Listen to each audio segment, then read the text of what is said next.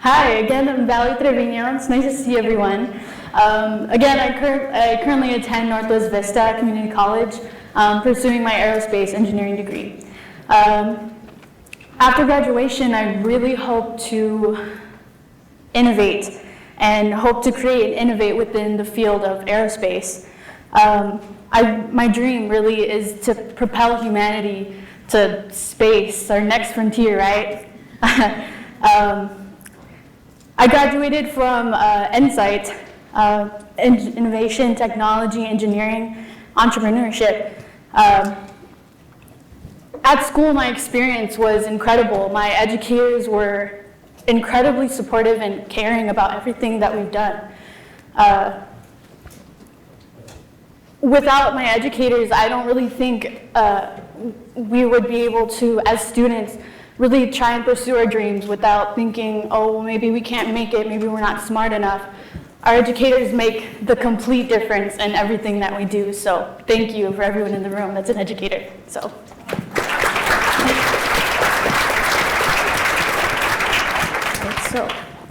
my amazing experiences really started at school, as well as for all of the other panelists in front of me. All of us are very passionate about what we do, and including in STEM. Getting into my first question, do you think that more students would benefit if STEM was better integrated into schools, and even non-STEM subject areas? If so, how so? You can start, sure. Okay, cool. So I'm lucky enough to go to a school where there is a lot of STEM integration. In fact, one of my mentors right now, she's in charge of integrating STEM, especially into my lower school and the middle school. Personally, I haven't had much experience in a non-STEM environment, but recently, through the CSO program, I got the opportunity to present to different places, such as Core for STEM. And something I found kind of shocking was how little people knew about STEM at the event.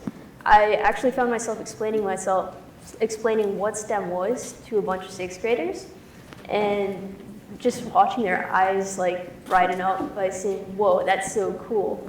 So I definitely think that if we could, just spread awareness, hey, this is what STEM is, these are the really cool opportunities that are offered by STEM, it would really benefit the students of today. Wow, well said, well said. Would anyone else like to add to that?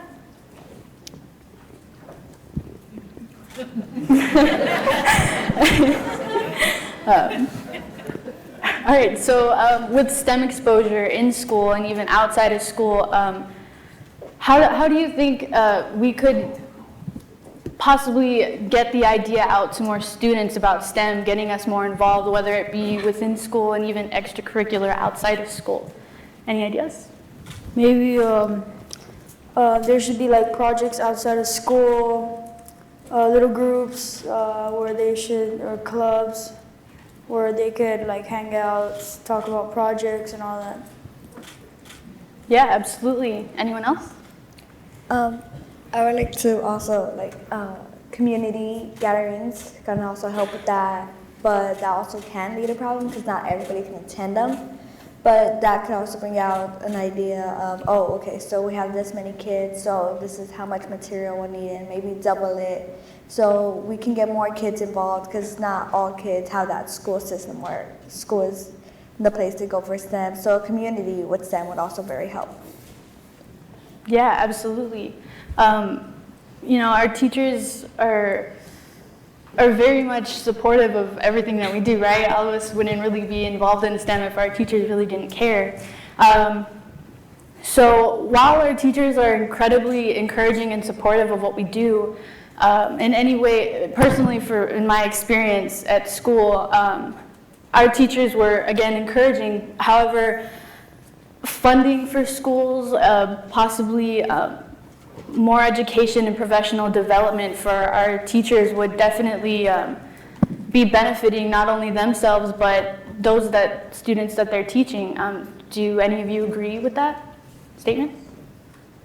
Absolutely, I definitely agree with that. The fact that STEM will definitely advance further, and definitely, especially in schools, how if we integrate it, it'll be able to not only advance in the classroom, but also help our fellow students become better in industry and when they grow older. Yeah, absolutely. Yeah, well said.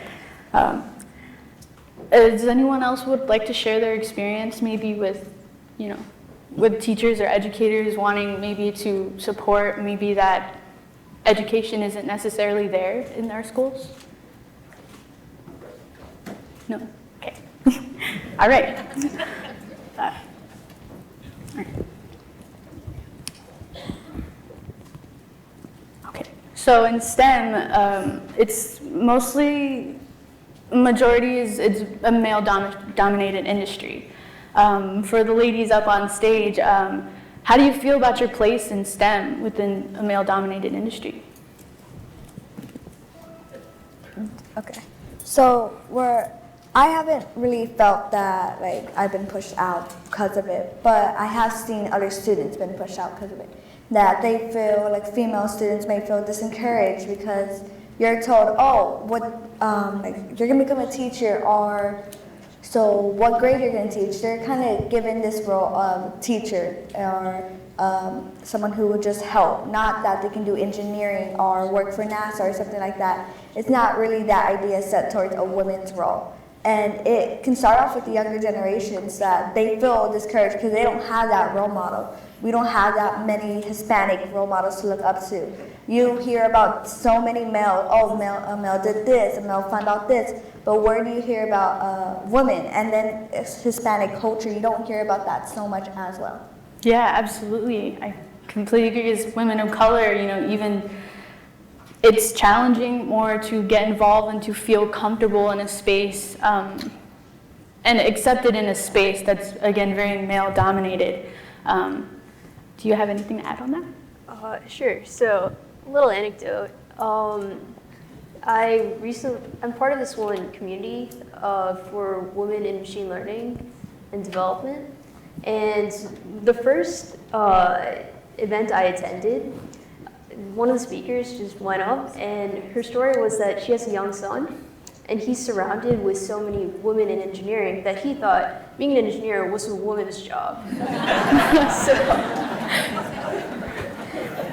So you can definitely see how things, despite, there's still some setback, there is progress, and that makes me really happy. Yeah.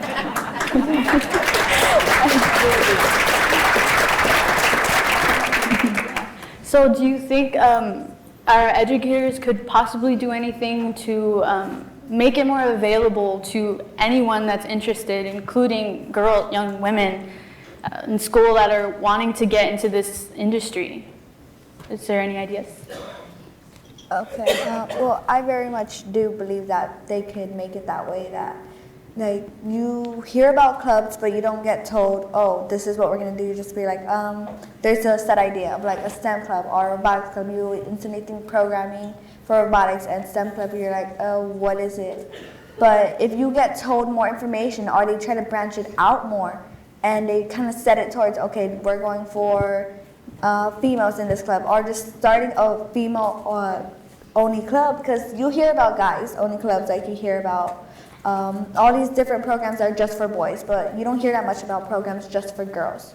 You hear more about the ones just for boys. So starting those programs just for girls and then leading into them where it becomes both, because I don't hear that much about programs just for girls. I just hear about the ones for guys.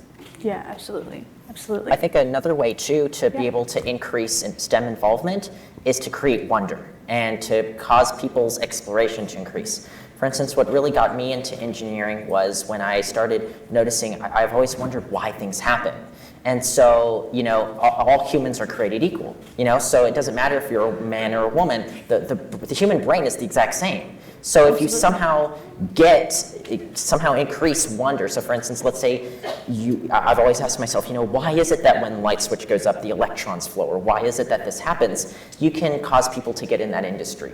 And so you can make people so that they'll want to be in that industry, no matter what their gender is or no matter where they come from. Yeah, absolutely. The curiosity in STEM, it's such a gigantic industry in which we can really, it's what can really push us as humanity. And I completely understand with the curiosity in young kids, it's absolutely right. I mean, if you're not curious or interested in something, why are you really going to want to do it? It's well said, great points. Okay. So within curiosity, adding on to it, is there any way that you think maybe we could start exposing even younger kids, maybe in elementary, even middle school, even more, rather than high school clubs and stuff?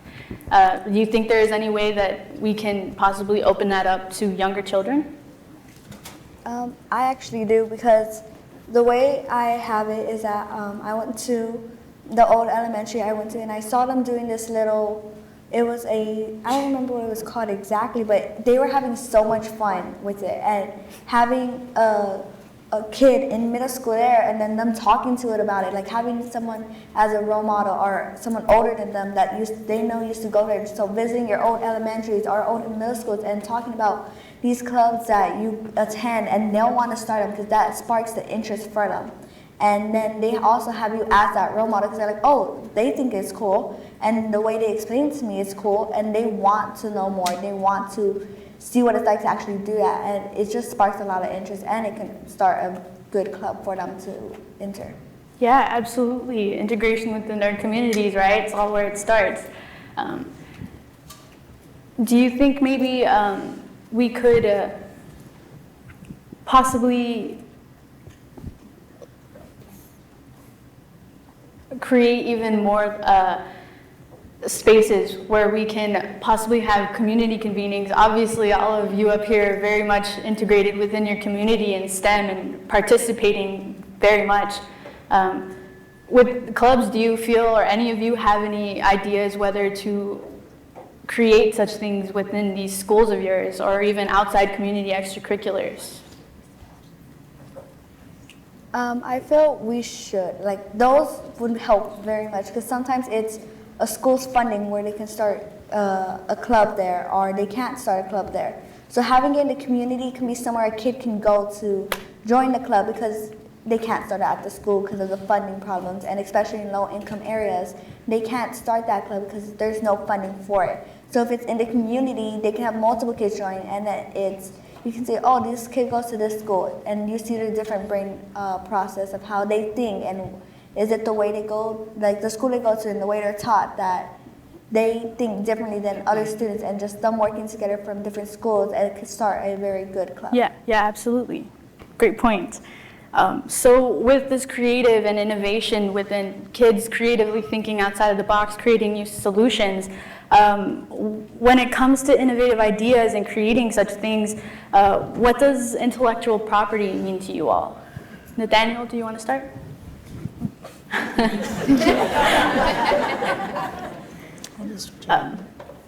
Ray, maybe?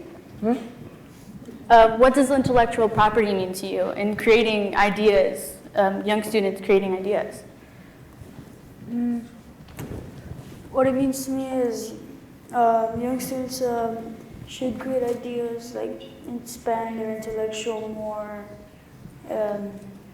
because they never know, like small ideas could turn into big, the ideas could turn into even bigger ideas. Yeah, absolutely. Leslie, do you have anything to add on to it? So how this could connect to even the invention and innovation with the kids? I think definitely like just pushing kids to voice their opinions and what they're thinking and their ideas just in schools and outside of schools would really expand STEM. Yeah, absolutely. With even with STEM, comes great ideas come with the intellectual barriers such as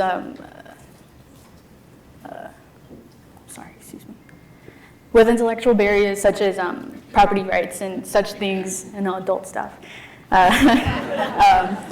Okay, so kind of closing this out, do you guys have any advice for our educators, to possibly do better in exposing us to STEM? Any takers? Shreya, you have anything? Sure, I'll go for it. So I guess to educators, or I guess as a community as a whole, something I feel like we do as you sort of saw with those statistics back there, is sometimes we have a tendency to sort of discourage kids, discourage creativity. Oh, this is 1 + 1 is 2. That's the way it is. No changing. So something I would say is try to foster that creativity and don't put limits on students. Let them, expand, grow. If they fail, okay, we're going to get up and we're going to progress. Yeah, absolutely. Evan, anything? No, I actually wanted to have something to say on the, is that okay if I? I is that believe we may have time afterwards, but Oh, yeah, do you okay, have any? That's right. Well, actually, what I wanted to say was that, many schools across, the nation and stuff, they don't necessarily teach children about creativity or creating new ideas. I feel like schools, or not necessarily the program that I come from, because, the program that I come from fosters technology and advancement. But in most schools, generally, they teach children how to make it easy on administrators, not necessarily how to advance society. Yeah. So I believe that, if we foster not only just making children be able to exist in our world, but making them able to thrive in our society that's increasingly becoming technologically integrated. Yeah. Not just teaching children how to answer questions or to bubble in answers with a pencil, but to actually create things and to invent things for themselves, and to be able to how do I say this? To basically be able to add on to this world, not just be humans that live on this planet. Absolutely. But to add on. So that is what I think, to give advice to schools, to not only just teach children how to live, but to also teach them how to create and make something out of themselves. Yes, absolutely well said. That was perfect, right in class. Very well said. All right. Leslie, do you have anything to add? I think really, my advice would be to grow STEM ecosystems. Really need just to listen, to anybody with any idea, any opinion, just listen, because it might really grow into something huge. Yeah, I mean our young youth, that's where all the creative ideas start to bubble, right? Addison? Okay, so something I noticed is that in school, it's basically not you learn, but it's more of memorizing stuff. It's, okay, how much can you memorize this formula and how it's supposed to go with this equation? How much can you memorize how you're supposed to identify an article, how you're supposed to write an article down? We need to let kids realize there's more to it than a test, because a test is just grading how much you know. And why are we still grading kids how much we know? We advanced so much in technology, cars, but the school system is still the same way that's been for over 100 years, and that needs to change. If we're advancing in cars, phones, and so much other stuff, our school system needs to advance too. Yes, we're getting technology to it, but it needs more. Yes, absolutely. And our school curriculum and tests, adults make those, right? One thing that I do see, however, that is very optimistic is that forever, for most of our human history, we pretty much knew nothing. So, back a long time ago in the 50s, scientists tried to figure out, okay, how does DNA work? Or, how does this happen? And now, just on Friday, we had a test over that. So literally, things that scientists have been trying to figure out for hundreds of years is now being taught to children. Literally, it took us thousands of years to try to figure out how an electron moves through a wire, and now we learn that in physics. In middle school, what has been taking thousands of years to try to figure out is now being taught to children, which I think is so amazing about our education system. But I think we need to foster that some way to make it so that it's not only just being taught, but also to be able to apply. Yeah, absolutely. Very well said. Thank you all for speaking.